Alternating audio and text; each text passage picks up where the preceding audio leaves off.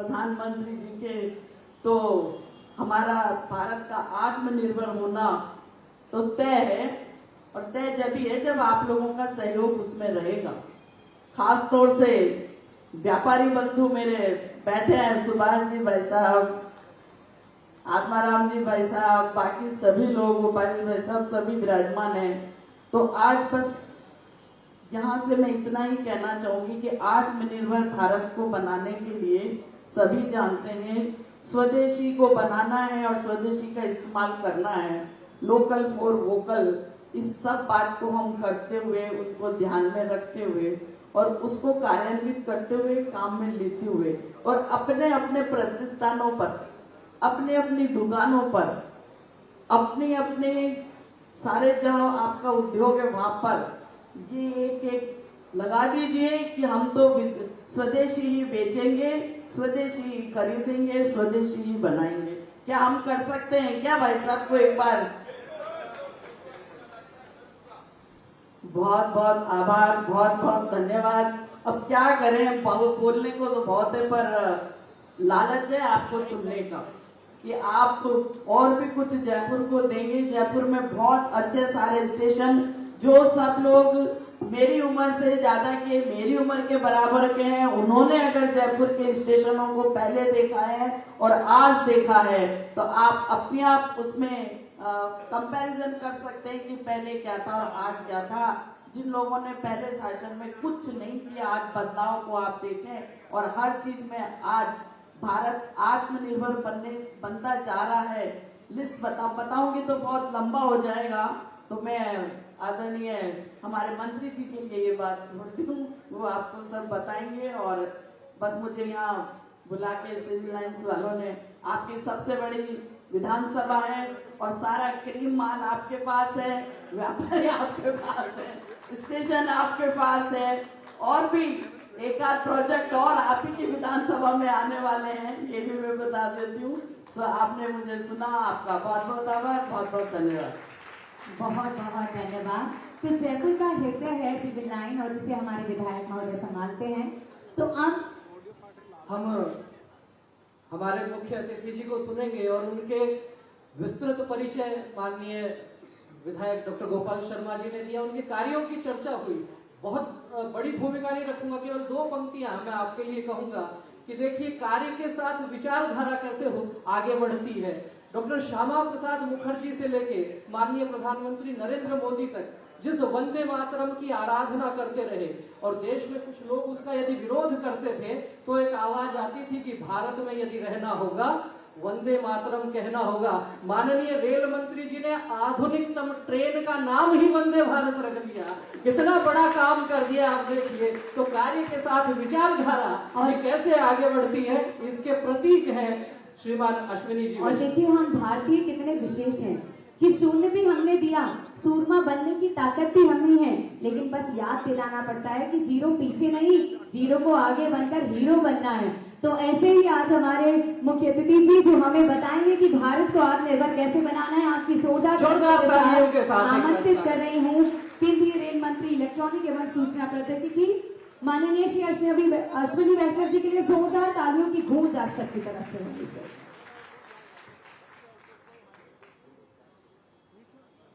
प्रभु गोविंद देव जी की इस पवित्र भूमि में जिस स्नेह के साथ, जिस भाईचारे के साथ आज आपने इस बहुत ही सुंदर कार्यक्रम में शामिल होकर आशीर्वाद दिया है, सबसे पहले आपके इस आशीर्वाद के लिए मैं आप सबका ऋणी हूँ, आप सबका धन्यवाद करता हूँ। एक बार खड़े होकर के सभी तालियां बजा करके स्वागत करें। सभी की जोरदार वाली ताली। भारत माता की वंदे भारत माता की। बहुत बहुत धन्यवाद। नरेंद्र मोदी जिंदाबाद, जिंदाबाद, जिंदाबाद। नरेंद्र मोदी जिंदाबाद, जिंदाबाद, जिंदाबाद। आज आपके सामने जिस विषय पे आप सबसे बातचीत करनी है, भाषण में केवल बातचीत करनी है, वो विषय है आत्मनिर्भर भारत। अभी थोड़ी देर पहले भाई गोपाल जी ने माँ सरस्वती की जिनके ऊपर असीम कृपा है, आपने बहुत ही सुंदर तरीके से इस विषय को रखा और हम सबकी सम्माननीय और सबको स्नेह करने वाली बहन मंजू जी ने बहुत ही अपने सरल भाव से, सबको आशीर्वाद देने वाले भाव से, सबको स्नेह देने वाले भाव से विषय रखा। और भाई अमित जी ने एकदम अपने मजबूत नौजवान तरीके से युवा जोश के साथ बात कर रखा और बहुत सुंदर तरीके से उदाहरण देके भाई देवेंद्र जी ने कैसे उन्होंने बाहर की दुनिया की सब गाड़ियां और भारत की गाड़ी का एक अच्छा निर्णय लिया, एक अच्छा, बहुत अच्छा कंपैरिजन किया। मैं आप सबको पहले धन्यवाद देना चाहूंगा कि आपने इस विषय को अच्छी भूमिका के साथ रखा। साथियों, आज हम बहुत ही विश्व भर में बहुत ही एक टर्ब्यूलेंस के दौर से गुजर रहे हैं। हम सब जानते हैं आज के विश्व में किस तरह से डे टू डे हमेशा एक नए तरह के परिवर्तन होते जा रहे हैं। कहीं पे कभी टैरिफ लग जाता है तो उस देश की अर्थव्यवस्था पे उसका बड़ा प्रभाव पड़ता है। कहीं कुछ देशों के बीच में युद्ध चल रहा है, जिस युद्ध के कारण कभी ऑयल के प्राइसेस बढ़ जाते हैं। कई तरह की समस्याएं आज देश एक तरीके से जूझ रहा है। और बहुत कम समय पहले हमने देखा पूरा विश्व एक बार के लिए ठप हो गया था एक कोरोना नाम के वायरस के कारण। ये परिस्थितियां आज से पहले कभी नहीं देखी गई। ये ऐसी परिस्थितियां हैं जो 50-50, 60-60 वर्षों में कहीं एक बार आती है। बड़ी कठिन परिस्थितियां होती हैं। ऐसे में हम किस तरह के निर्णय लेते हैं, हम कैसे अपनी अर्थव्यवस्था को, अपने सामाजिक तंत्र को, अपने समाज को एक तरीके से बहुत समेकित भाव से अगर साथ लेके चलते हैं तो परिणाम एक तरह के होते हैं, और अगर गलत निर्णय ले लिए जाते हैं तो परिणाम दूसरी तरह के होते हैं। मैं आपके सामने इस विषय को आज के विश्व की जो परिस्थिति है उस संदर्भ में आत्मनिर्भर भारत की बात को रखूंगा। आज के इस विश्व की परिस्थिति में हमारे सामने दो उदाहरण हैं। एक उदाहरण है समृद्ध पश्चिमी देशों का। जब कोविड आया, सबके सामने एक ही तरह की समस्या थी। सप्लाई चेन बंद हो गई, फैक्ट्रियां बंद हो गई, कोई एक जगह से दूसरी जगह जा नहीं सकता, लॉकडाउन लगे, क्या पता कैसी परिस्थितियां होगी। 100 साल में एक बार इस तरह की परिस्थिति आई, चिंता का विषय था। कई देशों ने, और विशेषकर हमारे पश्चिमी देशों ने, जिनके पास आर्थिक समृद्धि बहुत थी, बहुत है, बड़ी ताकत है, कई कई सदियों से, 200-300 वर्षों से उन्होंने जो कमाया है वो सब उनके पास है।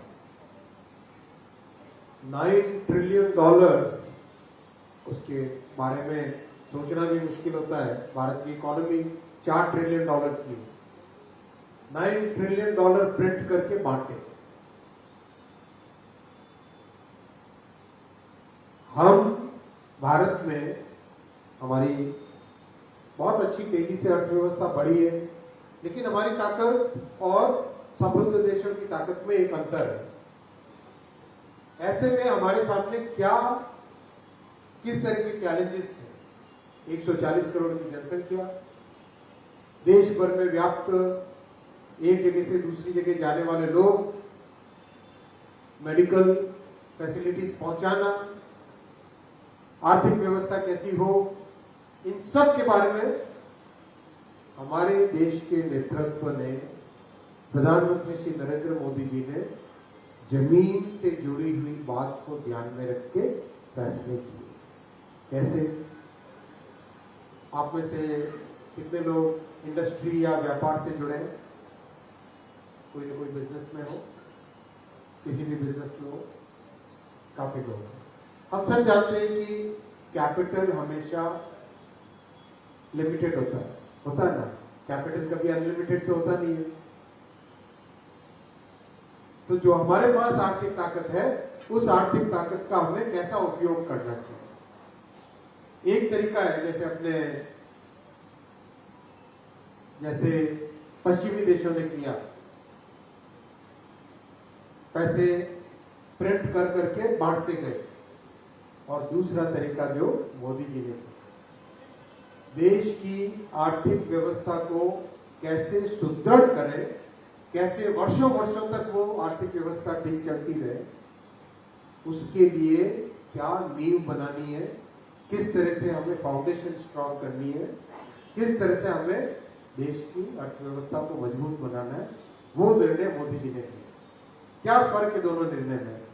पश्चिमी देशों ने कहा जितना पैसा है उसको खाओ, खर्च करो, पार्टी करो, और आज खाया कल तक समाप्त।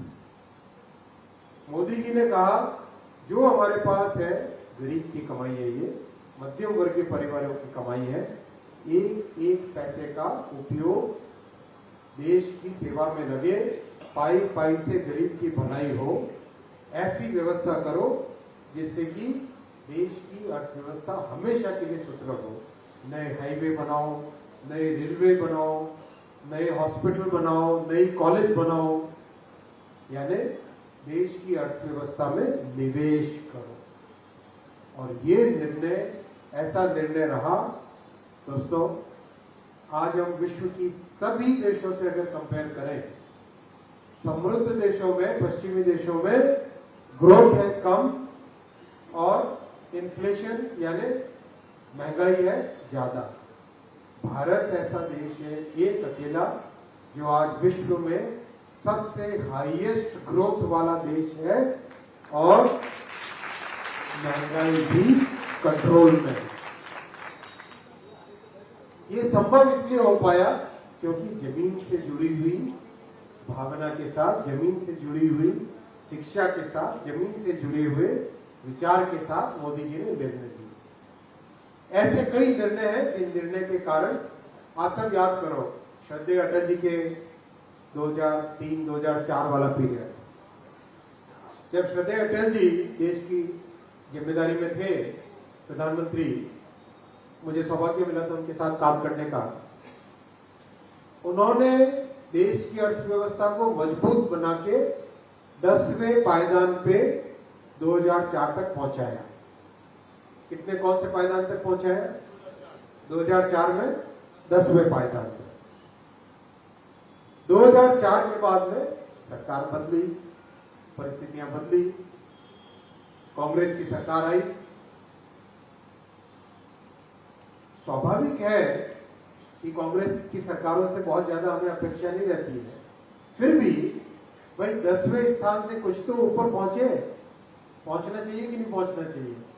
10 साल तक कांग्रेस ने राज किया, तो 10वें स्थान से 8वें पे आते, 6ठे पे आते, क्या हुआ?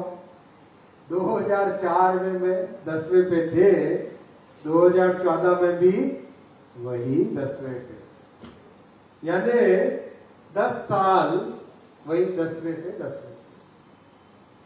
10 साल देश के वेस्ट हो गए, बिल्कुल टाइम वेस्ट हो गया। मोदी जी आए 2014 में, एक भारत की जो आर्थिक परिस्थिति थी, खासकर बैंकों